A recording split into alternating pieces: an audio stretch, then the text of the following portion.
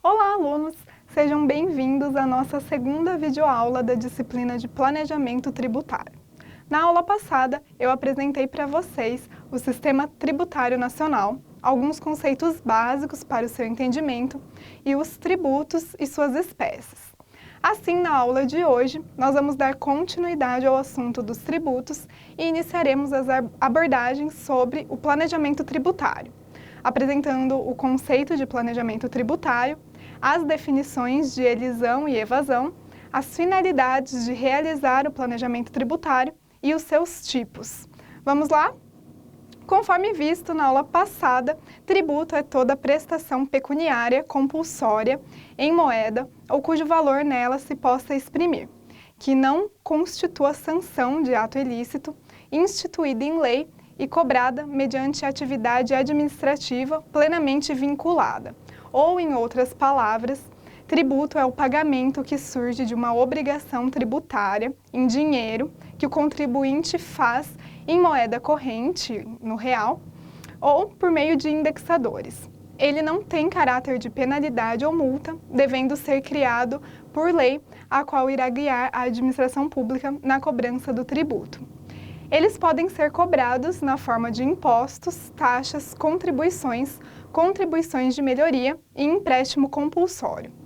Como principais tributos para o entendimento da nossa disciplina, nós temos a nível federal o IRPJ, o Imposto de Renda Pessoa Jurídica, imposto que incide sobre a renda bruta das empresas, independentemente do porte e do regime tributário adotado por elas, e pode ser declarado anualmente ou trimestralmente.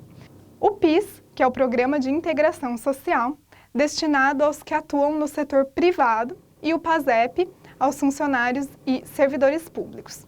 São contribuições cujo intuito é pagar abonos e o seguro-desemprego a trabalhadores de entidades e órgãos governamentais.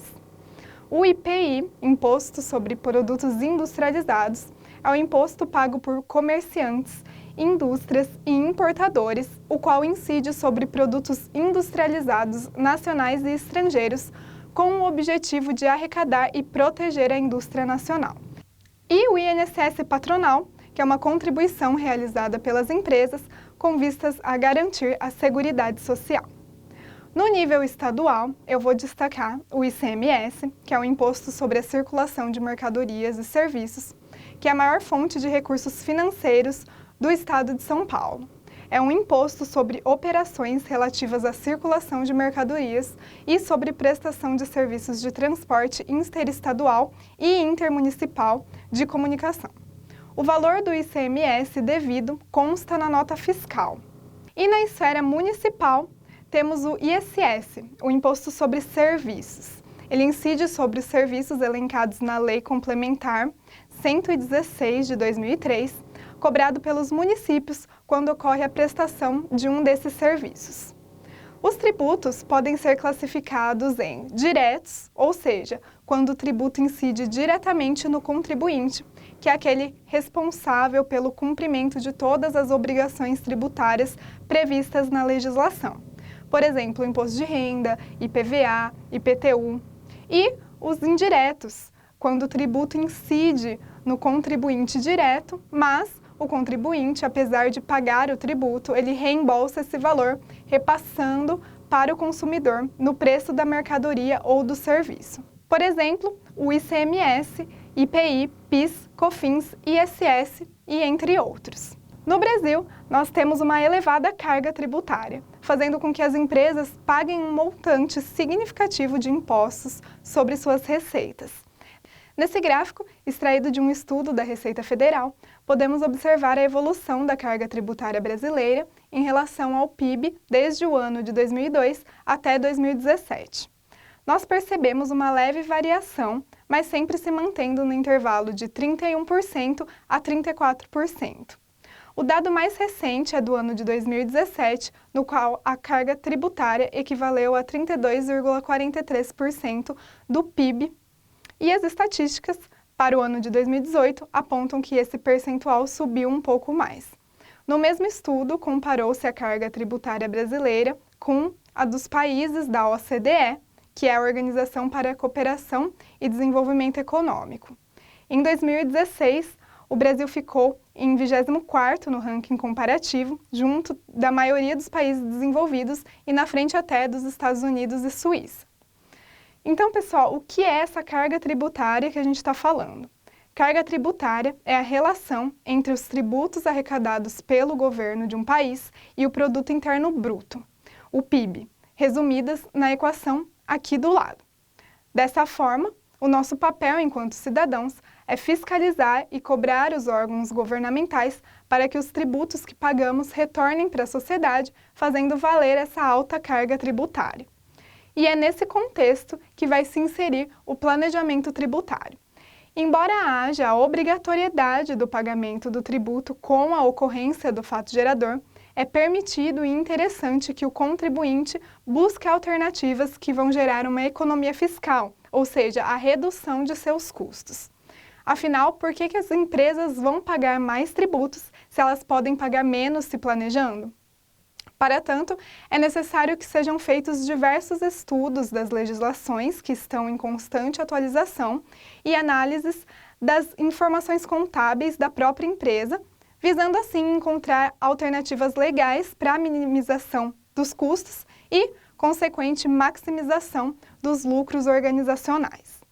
Andrade Filho define que planejamento tributário ou elisão envolve a escolha entre alternativas válidas de situações fáticas ou jurídicas que visem reduzir ou eliminar o ônus tributário, sempre que isso for possível nos limites da ordem jurídica. Em outras palavras, planejamento tributário é uma forma lícita, conforme a lei, de reduzir a carga fiscal imposta às pessoas jurídicas. É um estudo prévio à concretização dos fatos geradores que busca escolher a melhor forma de tributação para a empresa. O planejamento tributário produz a elisão fiscal, ou seja, a redução da carga tributária dentro da lei. O princípio constitucional permite ao contribuinte agir de acordo com o seu interesse, desde que dentro da lei. Por isso, pessoal, é preciso ter cuidado para não extrapolar o que é nela permitido, pois o objetivo do planejamento tributário é escolher entre as opções legais que são dadas a de menor custo tributário. Caso o planejamento não seja elaborado corretamente, ou seja, ocorrendo uma extrapolação da lei, isso implicará em sanções, que são punições aplicadas aos que violam a lei, pois foram utilizadas maneiras ilegais para atingir o objetivo da empresa de pagar menos impostos. Conforme o CTN, que é o Código Tributário Nacional, no artigo 136, a responsabilidade por infrações da legislação tributária independe da intenção do agente ou do responsável e da efetividade, natureza e extensão dos efeitos do ato. Ainda no CTN, os artigos 128 a 135 vão tratar dos crimes tributários.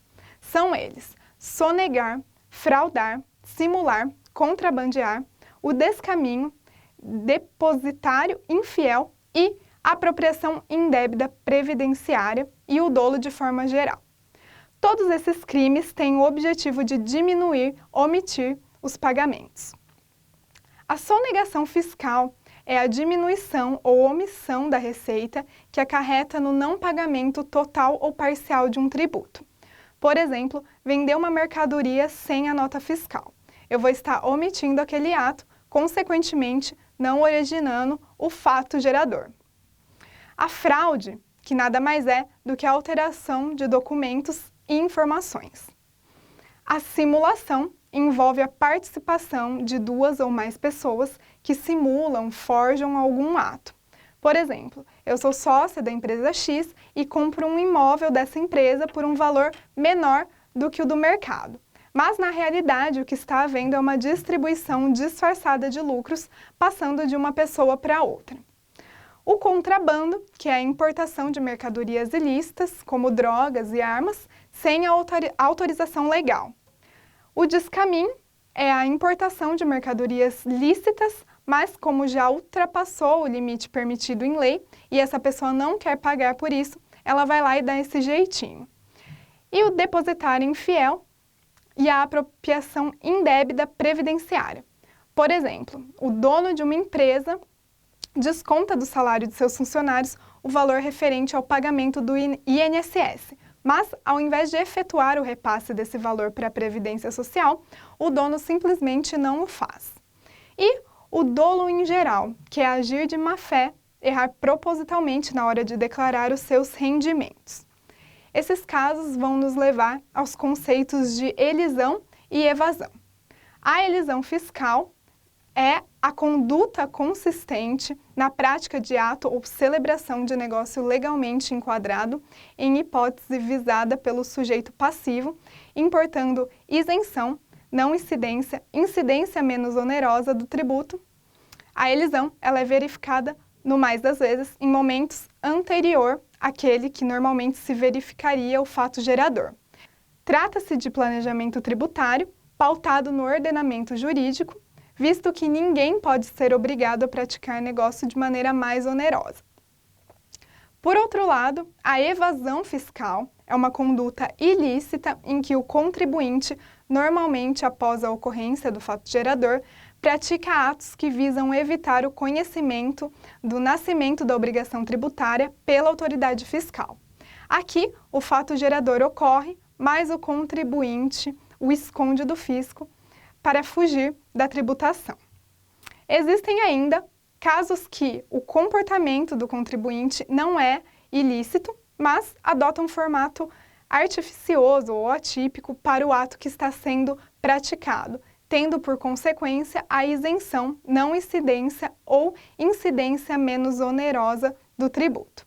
Alguns denominam essa última hipótese de elusão fiscal, outros de elisão ineficaz, pois possibilitaria que o fisco, descobrindo a simulação, lançasse o tributo devido. Retomando então, pessoal, o planejamento estratégico tem caráter legal, conforme a lei, caráter preventivo, antes do fato gerador, seu objetivo é reduzir a carga tributária da empresa, é um estudo, cabe à equipe responsável por sua elaboração entender os limites impostos pela legislação, os tipos de tributos, a gestão contábil e financeira, para, enfim, elaborar o plano de ação de acordo com o perfil da organização. Diante do que foi exposto até aqui, podemos dizer que é importante realizar o planejamento tributário para evitar a incidência do fato gerador, não fazer com que uma obrigação de pagar o imposto seja gerada, reduzir o valor do tributo à alíquota ou base de cálculo, uma vez ocorrido o fato gerador. Isso nós vamos poder ver no decorrer das próximas aulas. Retardar o pagamento do tributo sem a ocorrência da multa e evitar erros que acarretem sanções, no caso aqui são as multas ou penalidades mais graves. Bom, pessoal, chegamos ao fim da nossa aula. Eu espero que vocês tenham gostado e que tenham um grande aproveitamento durante a nossa disciplina. Para qualquer dúvida, estaremos à disposição na plataforma online e a gente continua na próxima aula.